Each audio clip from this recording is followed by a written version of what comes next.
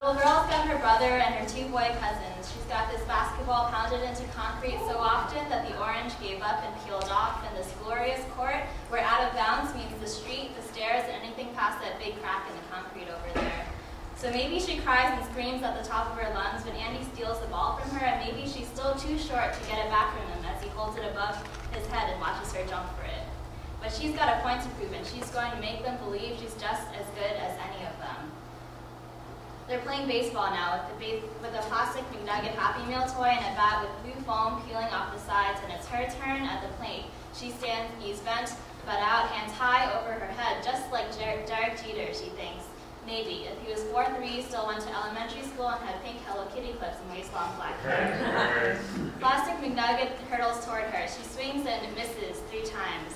But that's okay, because they go to the corner store afterwards and buy Italian ices that dye their lips red and melt all over their hands in the late summer sun.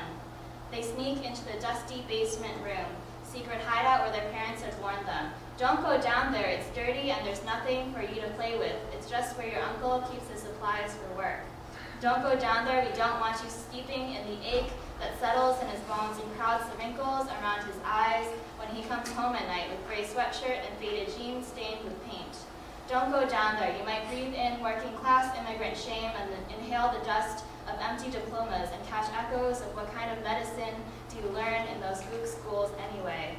But despite warnings, they still decide to sit among wallpaper rolls and paint cans with colored drips frozen to the sides, flooding men and women. One day, they will grow up to hoard secrets from their parents, and every time they return home, they will feel that door frames and hallways have grown a little bit smaller. One day, she will pick an empty box of cigarettes out of the trash can, look over her shoulder at her brother, and back down at this cardboard tombstone of their childhood, remembering how he held on to her handlebars when she first got her training wheels off.